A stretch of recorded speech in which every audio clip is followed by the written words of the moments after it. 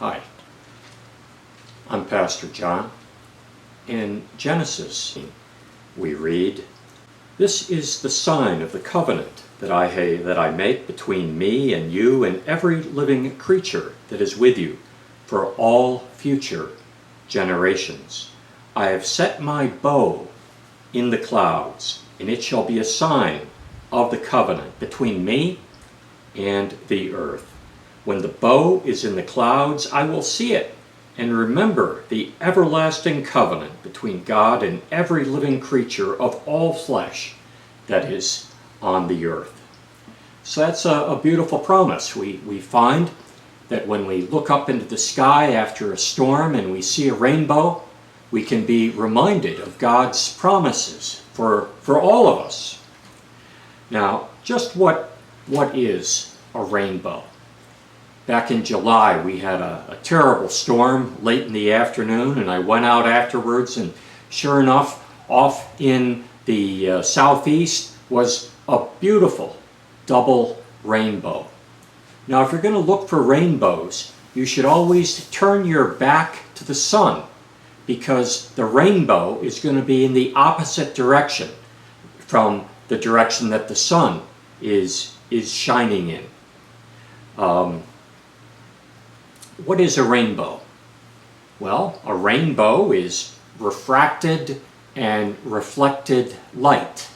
We've explored light in the past, and you already know how light is made up of many different colors, and you can see them when you break them apart. If you take a CD or a DVD and you put it in the sunshine and wave it back and forth, you can see the white light of the sunlight being broken up into a whole rainbow of different colors as the light hits the grooves and bounces off in different ways. Now, can you name all the major colors of the rainbow? There's red, orange, yellow, green, blue, indigo, and violet. When I was in school, they taught us the name Roy G. Biv, R-O-Y-G-B-I-V,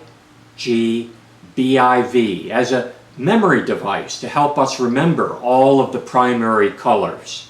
Now, if you were in England, going to school there, they would teach you Richard of York gave battle in vain, which I like a little bit better. It's more gripping for the imagination, but it does the same thing. Take the first letter of each word and it will give you the primary colors. R-O-Y-G-B-I-V.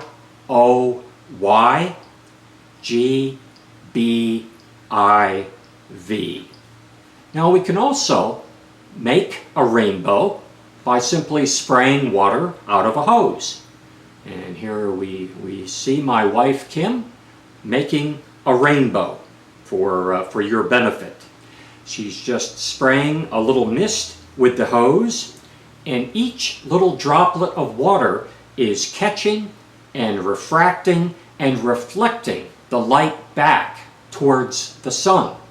And thus we have a little rainbow.